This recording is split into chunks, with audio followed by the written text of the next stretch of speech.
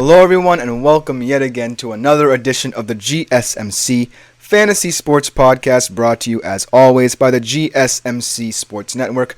My name is Christopher Shepard. Thank you guys yet again for tuning in. Happy Independence Day to all those who celebrate. I hope you have a wonderful long weekend, much like myself. So I just wanted to give you guys a fantastic show to commemorate this day, and hopefully I deliver. Today's show will comprise of even more player profiles. In fact, every single segment will be a player profile about a certain player, but we are specifically sticking in one division. That is the NFC West, one of my favorite divisions in the NFL, one of the deepest divisions in the NFL. So each and every single one of these players represents the NFC West. So if you're a fan of the 49ers, Seahawks, like me, Rams, or Cardinals, this show is just for you. So without further ado, let's jump right into it. But before we do that, I ask that you do like, follow, and subscribe to the show and the network. It is a huge support to all of us here doing our thing.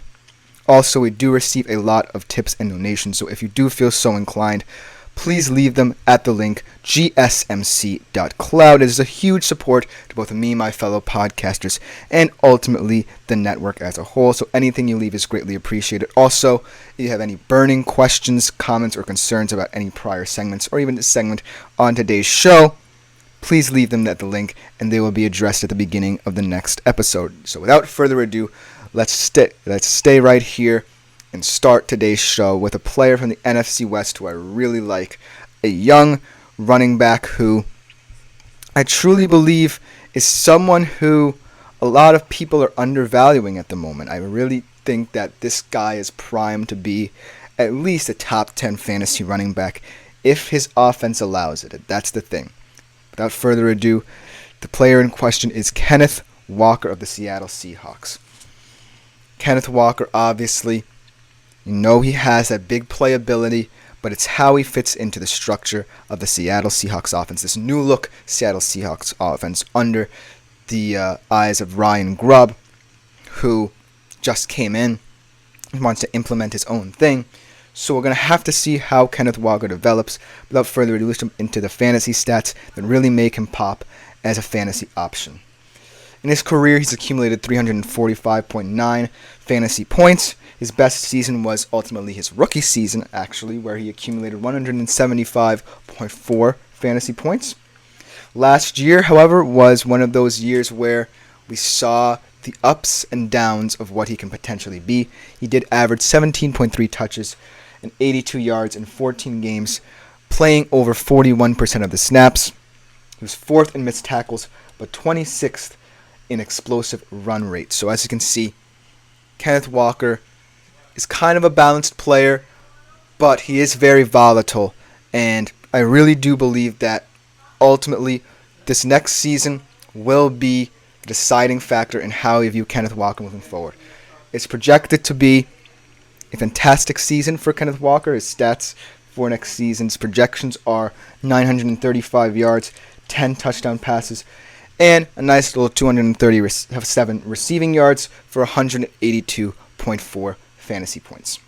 Last year, however, if you're a PPR fanatic and you like receiving running backs, he's definitely not the best. 22nd in terms of PPR points per game, and 20th in non-PPR points per game. So you can see that Kenneth Walker is kind of an all-in flyer kind of choice. He's not necessarily going to be your top-level guy, but he could be a nice addition for your bench or as a flex option. And so, ultimately, like I said before, I would love to give you my diagnosis of how Kenneth Walker will play out next season. But the biggest caveat of all is the fact that I have no idea what the Seattle Seahawks offense looks like. All I know is that Geno Smith sings Ryan Grubb's praises, and hopefully that will ring true come the NFL season. But for now, I really have no idea how the Seattle Seahawks offense is going to line up, and therefore I really have no idea how much of an impact Kenneth Walker will have in it. And so, looking at Kenneth Walker's career, right?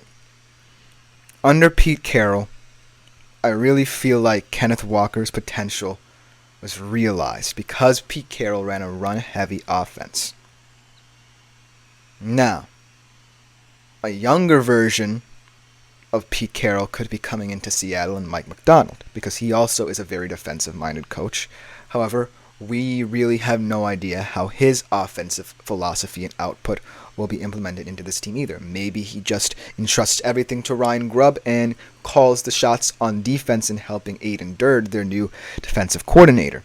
So, will we in turn get more hands-on approach from the offensive coordinator than we did with Pete Carroll, who clearly held a lot of influence in how Shane Waldron called the shots? Or will Mike Macdonald leave it up to Ryan Grubb's interpretation to decide who is going to be the most impactful players on that Seattle offense? And looking at Kenneth Walker, I truly believe that he can still be a valuable fantasy asset no matter what his role is in whatever Ryan Grubb is thinking of. And so, in my mind's eye, I view Kenneth Walker as something to potentially be promising. I can't necessarily say he's someone I would roster immediately, or maybe even keep on my bench. But I do know this. Throughout his years here, he's proven that there's big plays in him. He's not the worst receiving running back, not as worse as his stats suggest. And he's still a very young running back. He still has longevity in him. And that's something that I believe as new coaches in this system that both Mike Macdonald and Ryan Grubb will appreciate. That Kenneth Walker is a foundational piece that is here to stay on the offensive side of things. Right now, all the concern with contract situations in terms of Seattle Seahawks offensive players lies with what they're going to do with DK and Tyler Lockett, whether they're going to break them up. No kind of iffiness is suggested within Kenneth Walker. He is a stable option in Seattle's system that they can always rely on, and that has to count for something. So, considering the fact that even with the dynamic wide receiver duo and a new offensive coordinator who looks like he might want to preach that receiving philosophy and look to see if he can get the best out of guys like DK, Tyler Lockett, and JSN especially, I truly don't think he's going to leave Kenneth Walker by the wayside. I think Ryan Grubb will see in Kenneth Walker a player upon whom he can rely, and it's not often said about so many young running backs that you're in a system that works for you. Now it's changing, but you potentially could have a say in it because A, you are the youngest piece in it, and B, there's not much concern surrounding you.